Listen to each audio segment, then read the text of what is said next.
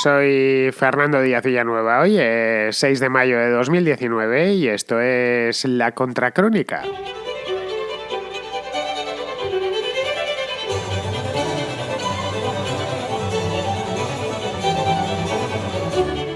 Las aguas bajan turbias en el Partido Popular, muy turbias, de hecho. El castañazo electoral del día 28 ha dejado todas sus vergüenzas al aire y ahora las cuchilladas ya no se propinan a escondidas en la intimidad de la sede, sino en público y con cámaras delante. Estoy hablando de cuchilladas figuradas, no de cuchilladas reales. Es decir, estas cosas procuran hacerlas siempre pues un poco al estilo florentino. Hace un par de días, Esperanza Aguirre, la expresidenta de la Comunidad de Madrid, pues que esta mujer llevaba un montón de tiempo desaparecida, a lo menos 2 años, y hace justo 2 años que dimitió de su puesto en el Ayuntamiento de Madrid y desde entonces poco o nada se sabía de ella. Pues bien, volvió a cobrar protagonismo cuando recriminó al líder de su partido, a Pablo Casado, que le hubiese dado una patada a Santiago Abascal en su trasero, es decir, en el trasero propio, en el de Esperanza Aguirre, cuando el primero acusó al segundo de haber estado enchufado en el gobierno de Aguirre, hace ya muchos años, cobrando un generoso sueldo. Esto lo dijo Pablo Casado, como bien sabemos, la semana pasada, pues unos días después del piñazo electoral, cuando estaba buscando excusas y estaba buscando, especialmente más que excusas, estaba buscando culpables y encontró que uno de sus culpables era Santiago Abascal. Y dijo que bien, que perfecto, que había sacado muchos votos, pero que era un tipo que venía del Partido Popular y que había estado pues trincando un generoso sueldo dentro del gobierno de Esperanza Aguirre, que curiosamente era el propio gobierno del Partido Popular. Pero bueno, en definitiva, que es la hora de las tortas, el momento en el que una década de trapos sucios, yo diría que más de una década de trapos sucios, salen a relucir para lavarse en público. Ya sabéis que los trapos sucios, lo suyo es lavarlos en privado, han tenido muchos años para hacerlo, pero lo han ido dejando y al final se han encontrado con las vergüenzas al aire, tal y como estamos teniendo ocasión de ver. Muchos se preguntan cómo es posible que un partido que llegó a tenerlo todo hace no tanto tiempo, solo 4 años, ha podido deshacerse de esta manera. Pues bien, eso mismo es lo que vamos a ver hoy en La Contracrónica.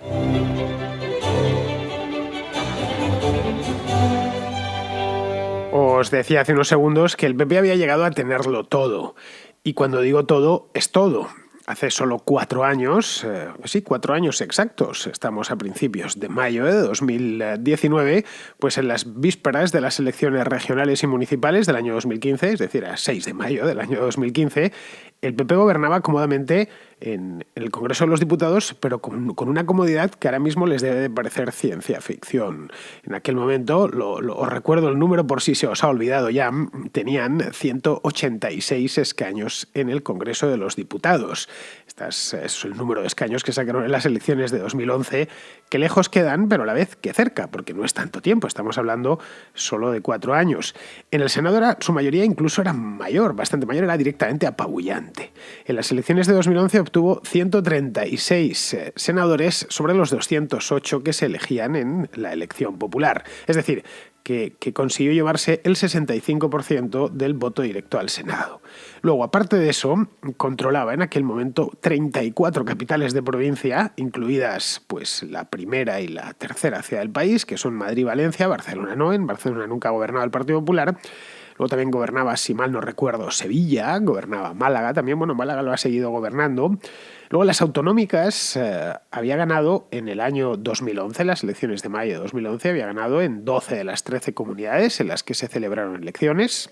Como bien sabéis, y el que no lo sepa se lo recuerdo yo, las comunidades autónomas se eligen todas de un golpe cada 4 años, menos unas poquitas, Cataluña, Galicia, Andalucía y el País Vasco, que se eligen, tienen su propio calendario electoral. Bien, las 13 principales o las 13 que van de la mano para las elecciones se eligen todas juntas y en aquellas elecciones habían ganado en prácticamente todas.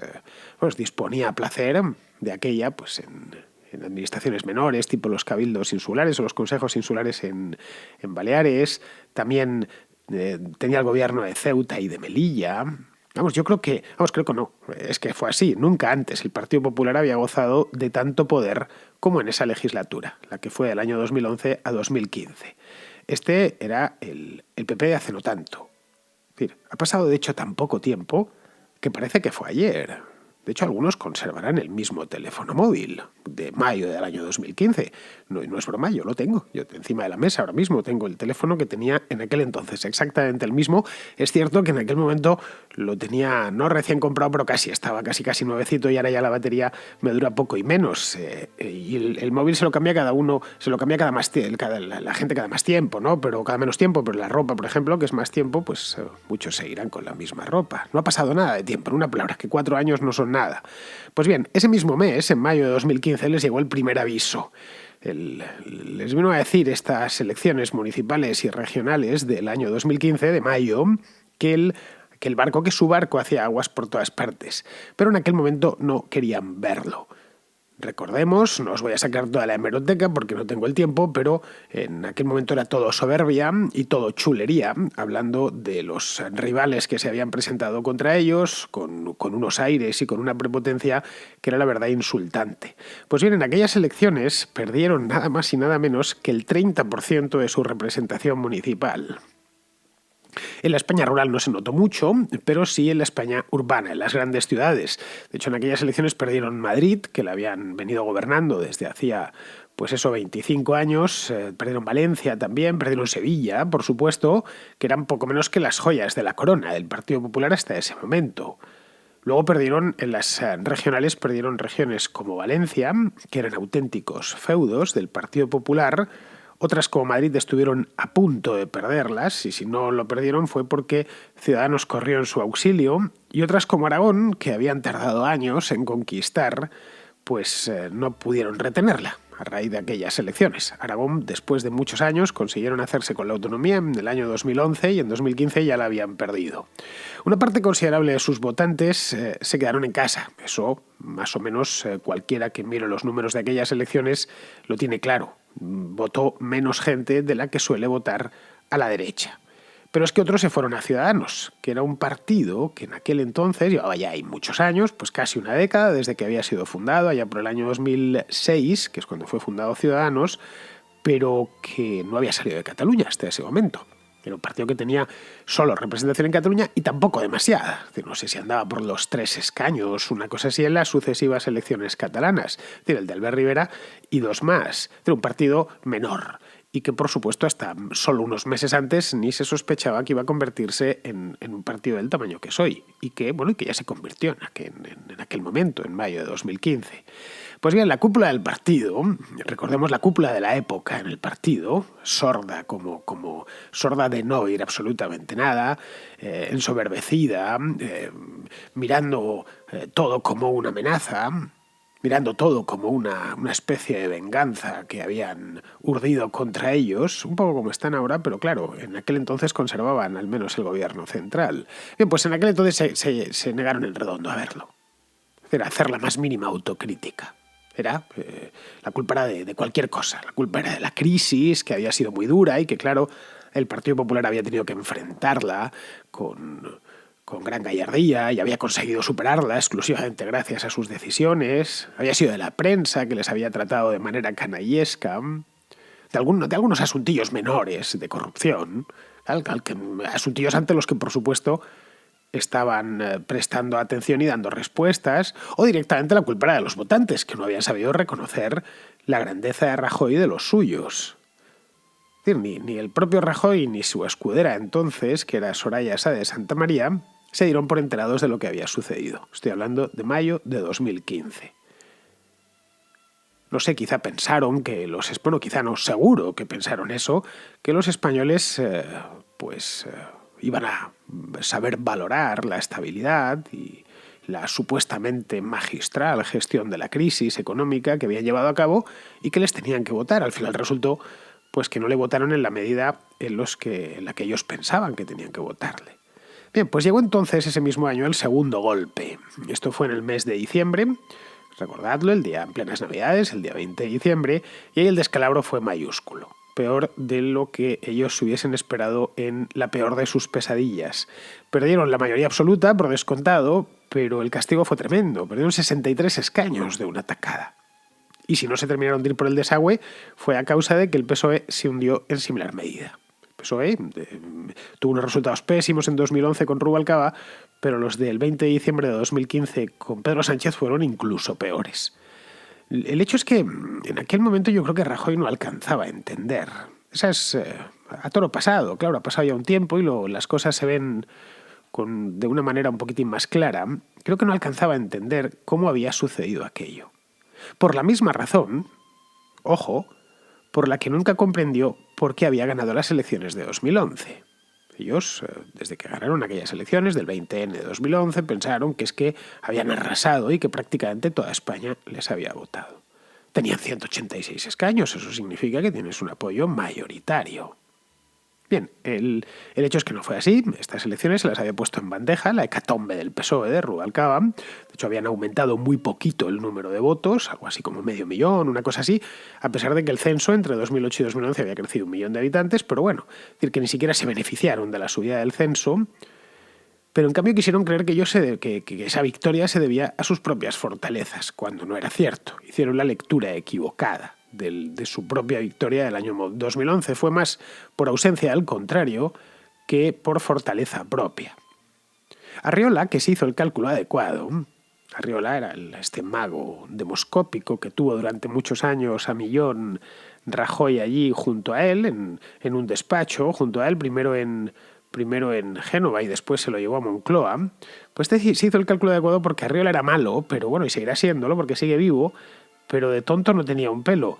Y le dibujó una hoja de ruta que valía solo si había 2 jugadores en el tablero. Le vino a decir que mientras el contrario estuviese dividido o debilitado, ellos podrían seguir gobernando eternamente. Es decir, con esa estrategia maestra arriolesca, el PP ganaría siempre que los votantes del PSOE se quedaran en casa, como ocurrió en el año 2011, o que votasen a partidos menores que dividieran el voto, como ocurrió en el año 2015 con Podemos.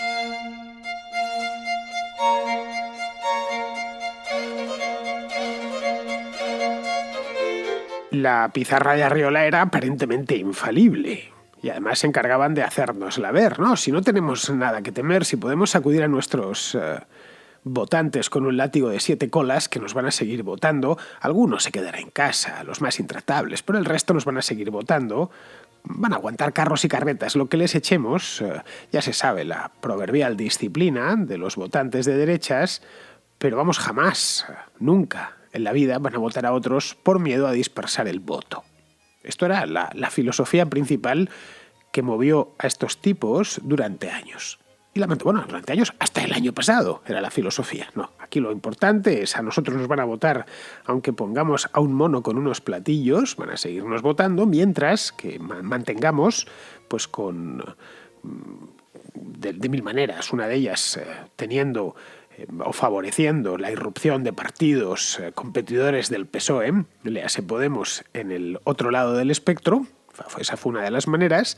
Mientras nosotros consigamos mantener al adversario dividido, vamos a ganar seguro, porque los nuestros son seguros, eso sí que no cabe la menor duda. Y además nos lo ha demostrado el hecho de que en 2015, con todo en contra, volvimos a ganar las elecciones y frustramos la posibilidad de que el PSOE y Podemos consiguiesen gobernar. Ahí también se la frustraron ellos mismos porque no fueron especialmente listos ni atinados en su manera de gestionar aquello. Pero bueno, el hecho es que la prerrogativa la tenía Rajoy, ya que había ganado las elecciones. Claro, las elecciones de 2015 les demostraron que no tenía que ser necesariamente así. Les habían dado el primer aviso, como os decía antes. En aquel momento, tras semejante batacazo, Rajoy debió dimitir en esas elecciones de diciembre. Además, en el acto, al día siguiente. No se puede pasar de 186 escaños, perder prácticamente no ya la mayoría absoluta, sino 63 escaños de un golpe sin que te pase nada. Y además, acto seguido, convocar un congreso extraordinario al que él no concurriese. Y en el acto abordar la reforma que le hacía falta al Partido Popular y que además le hacía falta como el agua en mayo. Simplemente. Esto es lo que hay, se dijo en aquel entonces, diciembre de 2015, enero de 2016, en febrero de 2016, yo ya tenía este programa, ya estaba en antena y lo dije muchísimas veces, pero bueno, por supuesto, no hicieron nada de eso. Lo que hicieron fue amarrarse a la poltrona, con la esperanza puesta en que, por un lado, la división de la izquierda persistiese, cosa que parecía más o menos segura. A fin de cuentas, Podemos era un partido recién nacido y se esperaba grandes cosas de ellos, incluso que pasó quizás, entre comillas, al PSOE, es decir, que le terminase superando. Eso por un lado, y por otro, que lo de Ciudadanos fuese un calentón sin importancia, que fuese poco a poco desinflándose. Una hinchazón propia del descontento de los años de la crisis, pero que bueno, al cabo del tiempo la gente, sus votantes, lo que ellos consideraban suyos en propiedad, volviesen a la casa común, a la casa del Barbas. Esa era un poco la idea que tenían y que estaban persuadidos de que iba a funcionar siempre. Tan persuadidos que el año pasado, cuando les sacaron a patadas del Congreso de los Diputados, no se lo terminaban de creer. Esa es la razón, en última instancia, por la que Rajoy vio cómo le echaban del poder fumándose un puro y tomándose un gin tonic en un restaurante de la calle de Alcalá, y no en el hemiciclo del Congreso de los Diputados, que hubiera sido lo propio. Bien, esto es como estaban, el panorama que tenían ante sí y cómo ellos, de una manera un tanto suicida, lo estaban viendo. Pues bien, fue en ese punto cuando se terminó de joder el PP, y no hay que darle muchas más vueltas. Es decir, era un punto de no retorno. Es decir, lo que muchos sospechaban quedó a la vista a partir del mes de enero-febrero de 2016. El partido de Rajoy y de Soraya era un simple aparato burocrático sin un solo principio que lo moviese, más allá de permanecer en la Moncloa distribuyendo cargos, prebendas y castigos, que castigos también los distribuían con bastante frecuencia y castigos muy duros a todo el que disintiese. Tuvieron además un pequeño efecto placebo con las elecciones de junio de aquel año, que hubo que repetirlas si mal no recordáis, y mejoraron un poquito, no mucho, pero mejoraron un poquito sus resultados electorales. Y eso vino a Arriola a darle la razón, ¿no veis? ¿Cómo no nos van a dejar? Van a aguantar lo que hagamos. Tenía un manchón esas elecciones, y es que Ciudadanos no había desaparecido del todo, y que el PSOE tampoco había sido sobrepasado, pero bueno, era un asuntillo menor. El hecho es que en aquel momento pudo haberse acabado esto, pudo haber funcionado esa estrategia suicida de Arriola, pero no funcionó. ¿Por qué? Pues porque conoces el pasado, conoces a lo sumo el presente, pero el futuro no se conoce, no sabes lo que te depara. Y eso es en lo que falló el sociólogo Arriola, que dice conocer muy bien a la sociedad española, pero debía conocer muy bien a la sociedad española de 1988, no a la del año 2017.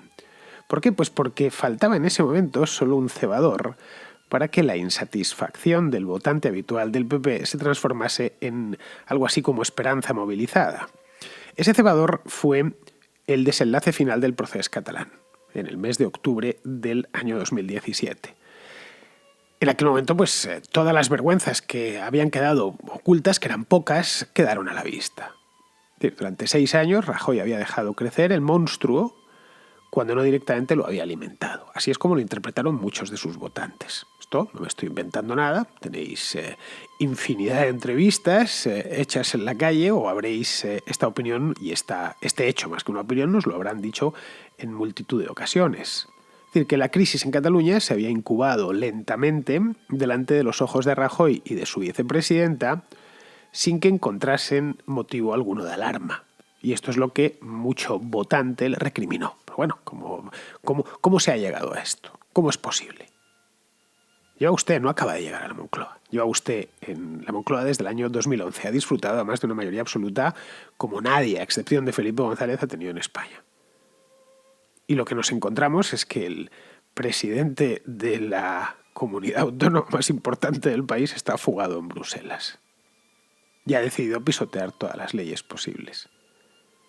Y usted, entre tanto, pues seguramente fumándose un puro en el Palacio de la Moncloa. Y su vicepresidenta, pues haciéndose fotos con algunos de los líderes de la asonada. Eso es como lo estaba viendo mucha gente. Muchos de sus votantes estoy hablando. Es decir, cuando todo se rompió, en octubre del 17, la cosa ya no tenía remedio. Es decir, habían llegado tarde a aquello, como llegaron tarde y generalmente mal a todo.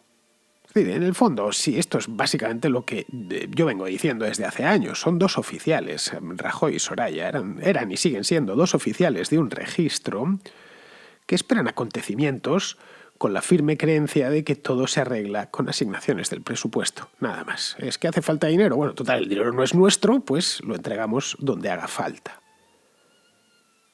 El Partido Popular, nacido del Congreso de Valencia de 2008 y apuntalado en el de Sevilla del año 2012, creyó tener los votos en propiedad. Esa es la realidad y ese fue su drama. En ese punto se jodió, cuando vio que los votos no los tenía en propiedad.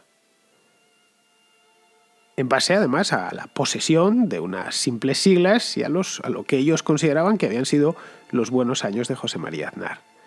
Todo esto quebró el año pasado con el irrefrenable ascenso de Ciudadanos como opción de centro-derecha y de Vox como opción de derecha pura. Solo hizo falta que Rajoy perdiese el poder para que la gran ficción se mostrase tal cual era, nada más. A partir de ahí, pues ni un año hace, ojo, esto sucedió a finales de mayo del año pasado. El derrumbe fue tan desordenado como todas las demoliciones que se hacen sin control. Y lo del PP ha sido literalmente una demolición sin control. Y en apenas 2 pasos, lo de diciembre en Andalucía y lo de abril de este año. Y la solución de urgencia que se intentó adoptar en Pablo Casado, pues llegó una vez más demasiado tarde. Es decir, el PP quería, o al menos decía, que quería volver a parecerse a sus votantes, pero claro, estos ya no estaban por la labor de volver. O simplemente no estaban. Ya no había votantes a los que apelar, a los que dirigirse. Claro, en un entorno multipartidista, que este es el que nunca adivinó el mago de Arriola, no sé si devolverá algo de lo que le pagaron, porque la verdad es que creo que ha estado extraordinariamente bien pagado para el sino lamentable al que ha llevado a su cliente. Bien, pues este entorno multipartidista que jamás previó Arriola, jamás previó Rajoy, jamás previó Soraya, jamás previó nadie dentro del Partido Popular y viven de esto, deberían haberlo previsto, digo yo, pues bien, en este entorno ya no tenía sentido que los liberales y los conservadores siguieran yendo de la mano. Simplemente. Curiosamente, este multipartidismo que ha acabado con la posición hegemónica del PP fue promovido activamente desde la Moncloa, pensando que a ellos nunca les afectaría, claro, porque su voto, como os he dicho antes, era comprado, lo tenían en propiedad.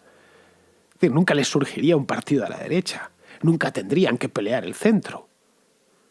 El sorayo-arriolismo, podemos denominarlo así en honor a la precisión, ha sido puro veneno para aquel partido. Más se lo han ido administrando no de un golpe, sino a sorbos. Pues bien, con ellos, con estos dos y unos cuantos más, aunque con estos dos fundamentalmente, se jodió el PP y probablemente lo hizo para siempre.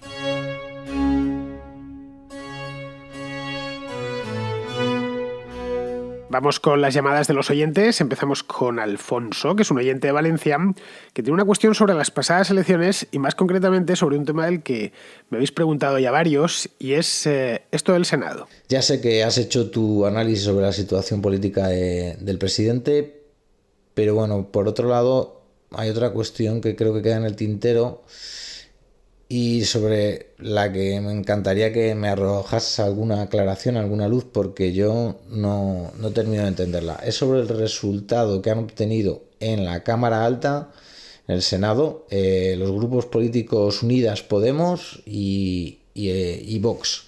Estos grupos habían obtenido en el Congreso de los Diputados unos resultados de 40 y tantos y 24 diputados, si no me equivoco. Entonces lo lógico sería que obtuvieran un resultado en el Senado parecido, proporcional, porque creo que se presentaban ambos, y ahora lo que no entiendo es que no tengan ninguna representación.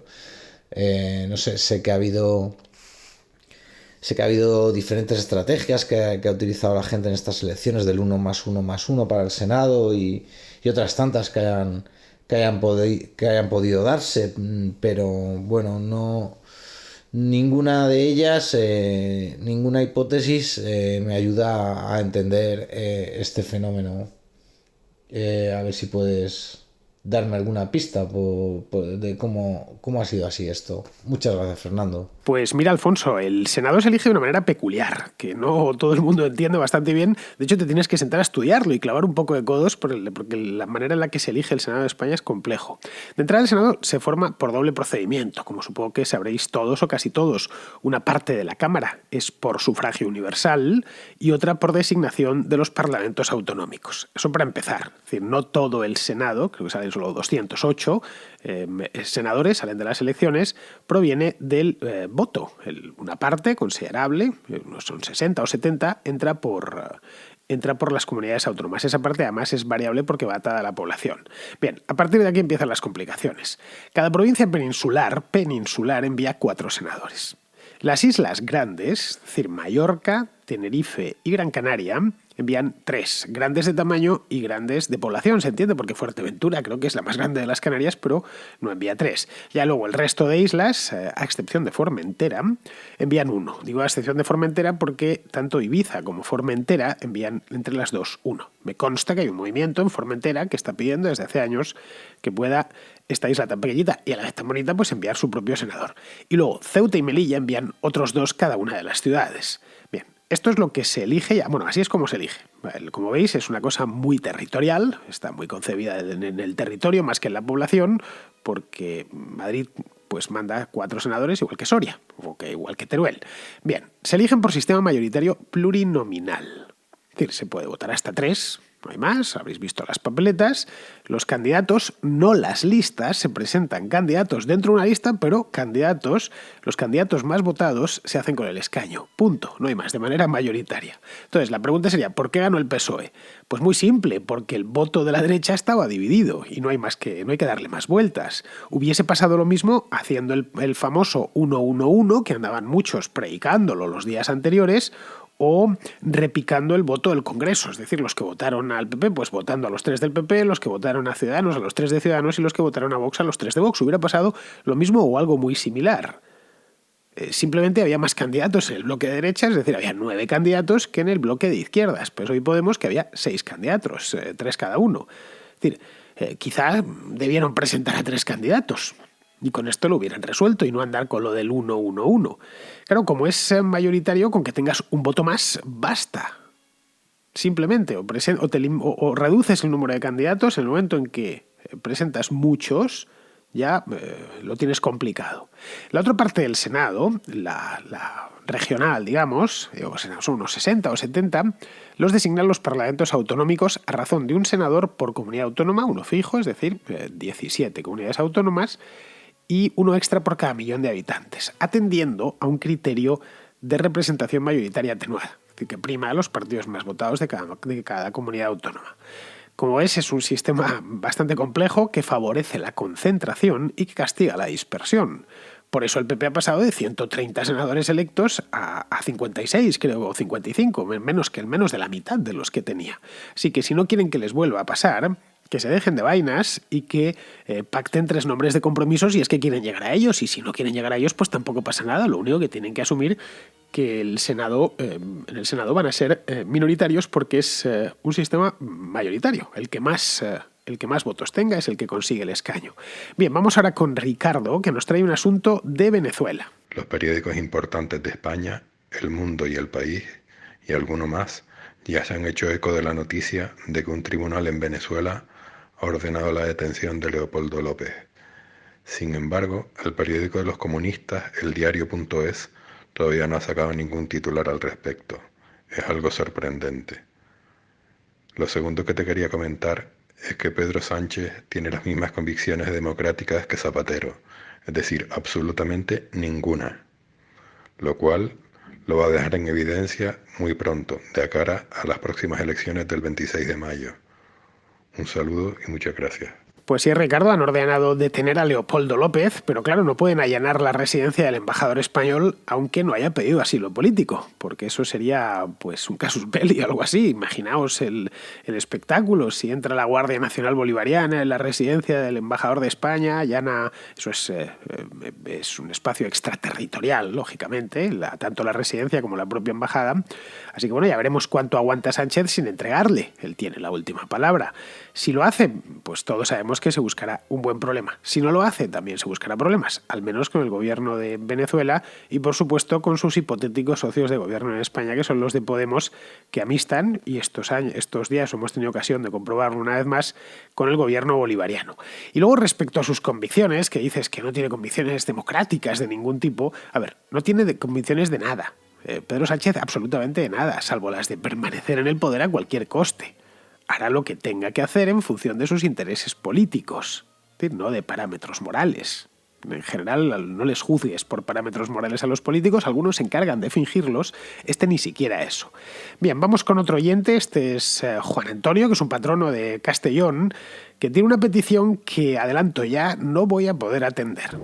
Ya que se acercan las elecciones municipales y autonómicas, a ver si los candidatos al Ayuntamiento o a la Comunidad de Madrid, que también conoces, se atreverían a una entrevista contigo, que se supone eres un periodista sin ataduras, sin censura por parte de grandes lobbies o de grandes inversores en tu canal, y que probablemente los pondrías en aprietos que no los pondrían otros. A ver qué te parece la idea. Venga, un saludo. Pues mira, Juan Antonio, ataduras ninguna. Este programa se debe en exclusiva a sus oyentes y a nadie más. Y lo digo así porque es que esa es la pura verdad. No tengo, además de esto, no tengo nóminas que pagar, ni estructura que mantener. Y mi estilo de vida, quien me conoce lo sabe, es bastante sencillo. Es decir, no hablo al dictado de nadie, no me interesa especialmente ni el dinero ni el poder. Por lo tanto, no tengo necesidad de hacer el tonto, ni de estar tratando de quedar bien con unos y con otros para poder sobrevivir, ni muchísimo menos. Y precisamente por eso puedo elegir, cosa que la mayor parte de mis colegas no pueden. Y elijo no entrevistar políticos, no acercarme a ellos, pues salvo que sea en un debate, en una televisión o un medio, que me llamen, una radio y estén allí. Evidentemente casi nadie me invita ni a televisiones ni a radios, así que ese paseo que me ahorro y ese disgusto que me ahorro, porque la verdad es que tener políticos delante nunca es un plato de gusto. Políticos en ejercicio, no políticos que lo han dejado. Cuando lo han dejado suelen ser bastante más razonables, y cuando están en el camino, cuando van a conquistar el puesto, suelen ser muy activos y hasta de vez en cuando dicen alguna que otra verdad. Esto de no entrevistar políticos, como te puedes imaginar, lo hago por respeto a vosotros, es decir, a mis oyentes. Los políticos por lo general no tienen nada interesante que decir, eso por lo general. Luego mienten por oficio. Y a menudo suelen ser unos indocumentados, así que es que no encuentro yo una razón realmente de peso para ponerles mi micrófono delante. Prefiero poneroslo a vosotros, cosa que hago todos los días. Muchas veces, porque aquí a diario pasan un montón de oyentes, cada semana decenas de oyentes. En todos, en la contracrónica, la contrahistoria, el contraplano, la contraportada, la contrarréplica. Me interesa muchísimo más. Me vale más una llamada vuestra que lo que me pueda contar el político de cualquier partido. Y además es que, en serio, entiendo que el trabajo que hago aquí no va de eso. Es decir, mi labor es analizar desde fuera lo que hacen los políticos, no hablar con ellos. O sea, considero que no es mi labor. Lo único que me puede generar es conflictos de intereses. No sé, siempre soñé con hacer algo así, pero antes no podía, claro, porque trabajaba para otros y no era yo el que decidía ni el contenido ni la línea editorial. Y ahora sí elijo el contenido y sí elijo la línea editorial. Además, hay otra cosa, y esta es importante. El politicastrerío anda sobrado de medios y de periodistas pelotilleros que le regalan los oídos. Así que la contra es, y seguirá siendo, un programa 100% libre de políticos. Y os lo digo levantando la mano como el que está jurando delante de una comisión parlamentaria. En fin, ya os he comentado muchas veces que yo miro la política como el que mira un terrario con reptiles. Me limito a comentar lo que hacen y a tratar de adivinar por qué lo hacen. Eso me interesa mucho. Lo que no haré nunca es ponerle el micrófono a la iguana o a la serpiente para que me diga algo. Pues lo que me va a decir probablemente es mentira. Entonces, una cosa así. Imaginad la política como eso, un terrario lleno de reptiles, dándose dentelladas entre ellos. Bien, pues vamos a ir terminando. Vamos ahora con Pizarro, que nos hace una pequeña, brevísima, como siempre, crónica suya, pasada por la pizarroteca del tema este de la trama rusa con Donald Trump y el informe Mueller. La trama rusa empezó como una maraña de acusaciones sobre Donaldo de delitos gravísimos e inmoralidades repugnantes. todos ellos y todas ellas verosímiles, que aunque sin pruebas materiales que las sustentasen, conseguía dibujar al personaje a la medida de los intereses demócratas, un tipo sucio, un tipo peligroso. Una inmensidad de horas después y de documentos después, todo aquello ha quedado intacto, es decir, todo enmarañado, todo sospechoso, todo cochino, y sin pruebas materiales que le condenen. Se puede seguir desentramando el asunto, pero sería un esfuerzo que no aportaría ya nada nuevo. El efecto buscado se halló y la sospecha será perenne. Un cordial saludo de Pizarro. Pues hasta aquí hemos llegado, queridos amigos. Os lo comentaba ayer en la contrarréplica, pero si algunos no lo escuchasteis, hoy estoy en Málaga, donde voy a dar una conferencia para cerrar un evento que se llama Free Market Roadshow, y la conferencia será en la Facultad de Comercio del Salón de Grados. Estoy leyendo lo que me han mandado y empezará a las 8:15 de la tarde. Por si estáis en Málaga o alrededores, si os interesa, es una hora en la que ya se ha acabado, han cerrado las oficinas, por si os interesa pasaros. Y el título de la conferencia es el siguiente: El futuro de Europa desde una perspectiva histórica. Como os decía ayer en Twitter, que esto iba a ser algo así, algo muy parecido a una contrahistoria en vivo y en directo.